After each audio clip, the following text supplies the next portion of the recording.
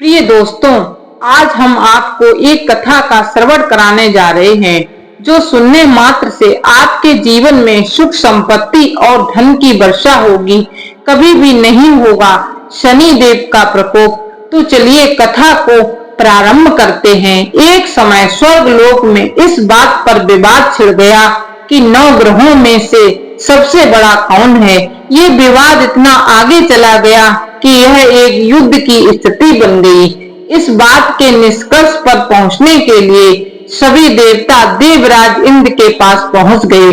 उन्होंने कहा, हे देवराज, अब आप ही निर्णय करें कि हम सब में से बड़ा कौन है। देवताओं द्वारा पूछे गए सवाल से देवराज इंद्र उलझन में पड़ गए। इंद्रदेव ने कहा कि मैं इस प्रश्न का उत्तर नहीं दे सकता हूँ, मैं असमर्थ हूँ। इस सवाल का जवाब पाने के लिए वो सभी पृथ्वी लोक में उज्जैनी नगरी के राजा विक्रमादित्य के पास गए। राजा विक्रमादित्य के महल पहुंचकर सभी देवताओं ने प्रश्न किया। इस पर राजा विक्रमादित्य भी असमंजस में पड़ गए। वो सोच रहे थे कि सभी के पास अपनी अपनी शक्तियां हैं, जिसके चलते वो महान हैं। अगर किसी को छोटा या बड़ा कहा गया तो उन्हें क्रोध के कारण काफी हानि हो सकती है। इसी बीच राजा को एक तरीका सूझा।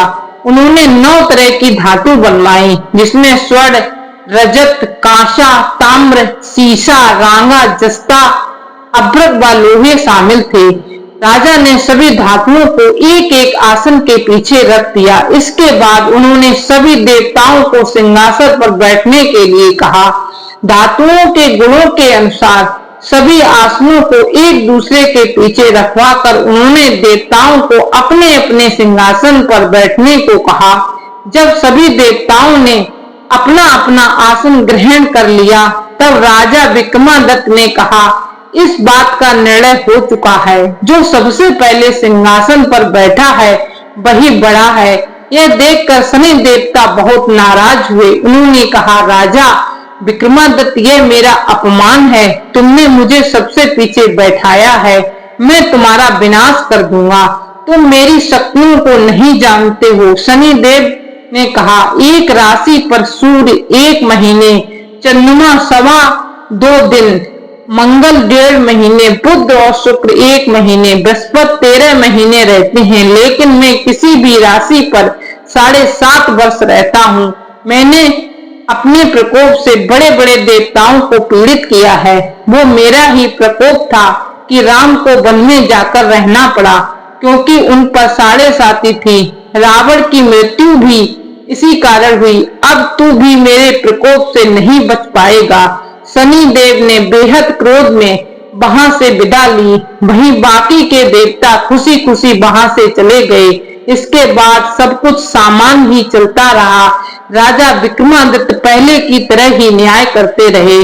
दिन ऐसे ही बीतते रहे, लेकिन शनि देव अपना बदला लेना नहीं भूले। एक दिन शनि देव बदला लेने के लिए घोड़े के व्यापारी के रूप में राज्य पहुंचे। जब राजा विक्रमादित्य को इस बात का पता चला तो उन्होंने अपने अश्वपाल को कुछ घोड़े खरीदने के लिए भेजा। अश्वपाल लौट आया और राजा को बताया कि घोड़े बेहद ही कीमती हैं। राजा ने खुद जाकर एक सुंदर और शक्तिशाली घोड़ा पसंद किया और उसकी चाल देखने के लिए घोड़े पर सवार हो गए। जैसे ही राजा विक्रमादित्य घोड़े पर बैठे, वैसे ही घोड़ा बिजली की रफ्तार से दौड़ पड़ा। घोड़ा राजा को एक जंगल ले गया और वहां जाकर राजा को नीचे गिरा दिया और फिर कहीं गायब हो गया। राज्य का रास्ता ढूंढने के लिए राजा जंगल में भटकने लगा, लेकिन उसे कोई रास्ता नहीं मिला।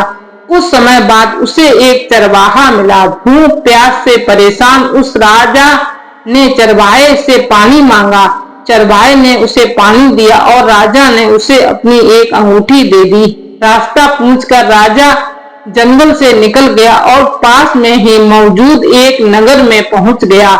एक सेठ की दुकान पर राजा ने कुछ आराम के लिए रुका। वहां सेठ से बातचीत करते हुए उसने बताया कि वो उज्जैनी नगरी से आया है। राजा कुछ देर तक उस दुकान पर बैठा। जितनी देर वो वहां बैठा, सेठ जी की काफी बिक्री हो गई। सेठ ने खुद को बहुत भाग्यवान समझा। सेठ ने राजा को अपने घर खाने पर आमंत्रित किया। सेठ के घर में एक खूंटी पर सोने का हार लटका था। उसी कमरे में वो राजा को छोड़कर बाहर चला गया। कुछ समय बाद खूंटी उस सोने के हार को निगल गई। सेठ ने विक्रमादित्य से वापस आकर पूछा कि उसका हार कहाँ है।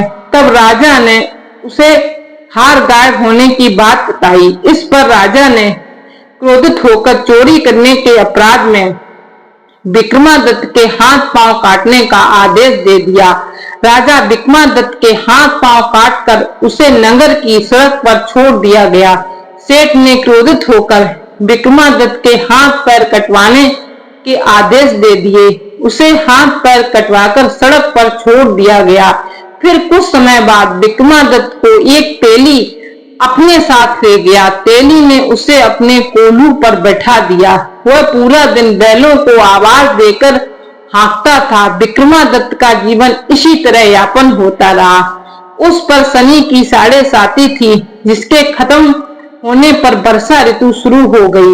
एक दिन राजा मेघ मल्हार गा रहा था। उसी समय उस नगर के राजा की बेटी राजकुमारी मोहिनी ने उसकी आवाज सुनी। उसे आवाज बेहद पसंद आई। मोहिनी ने अपनी दासी को भेजकर गाने वाले को बुलाने को कहा। जब दासी लौटी, उसने अपंग राजा के बारे में मोहिनी को सब बताया, लेकिन मोहिनी उसके मेघ मल्हार पर मोहित हो चुकी थी। अपंग होने के बाद भी वह राजा से विवाह करने के लिए मान गई। जब मोहिनी के माता पिता को इस बात का पता चला, वो हैरान रह गए। रानी ने अपनी बेटी को समझाते हुए कहा कि तेरे भाग में किसी राजा की रानी का सुख है। तू इस अपंग से क्यों विवाह करना चाहती है? लेकिन समझाने के बावजूद भी राजकुमारी अड़ी रही। जिद को पूरा कराने के लिए राजकुमारी ने भोजन छोड़ दिया। अपनी बेटी की खुशी के लिए राजा रानी अपंग विक्रमादित्य से मोहिनी का विवाह करने के लिए तैयार हो गए। दोनों का विवाह हुआ और वो तेली के घर रहने लगे। उसी दिन विक्रमादित्य के सपने में शनिदेव आए। उन्होंने कहा कि देखा तूने मेरा प्रकोप। राजा ने शनिदेव से उससे क्षमा करने को कहा। उन्होंने कहा कि जितना दुख आपने मुझे दिया है, उतना किसी और को मत देना। इस पर शनिदेव ने कहा, राजा मैं तुम्हारी प्रार्थना स्वीकार करता हूँ। जो कोई व्यक्ति मुझे पूजेगा, व्रत करेगा और मेरी कथा सुनेगा, उस पर मेरी कृपा दृष्टि बनी रहेगी। सुबह जब राजा विक्रमादित्य की नींद खुली तो उसने देखा कि उसके हाथ पांव वापस आ गए हैं। उन्होंने मन ही मन शनिदेव को नमन किया। राजकुमारी भी विक्रमादित्य के हाथ पैर देखकर हैरान रह गई। तब राजा ने शनिदेव के प्रकोप की कथा सुनाई। जब सेठ को यह बात पता चली, वो तेली के घर पहुंचा। उसने राजा विक्रमादित्य से उनके पैरों में गिरकर माफी मांगी। राजा ने सेठ को माफ कर दिया। सेठ ने राजा से उसके घर जाकर भोजन करने के लिए कहा। भोजन करते हुए अचानक से ही खूंटी ने हार उगल दिया।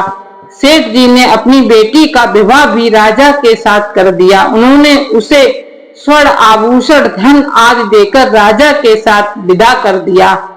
सेठ जी ने अपनी बेटी का विवाह भी राजा के साथ कर दिया। उन्होंने उसे स्वर्ण आभूषण धन आदि देकर राजा के साथ विदा कर दिया।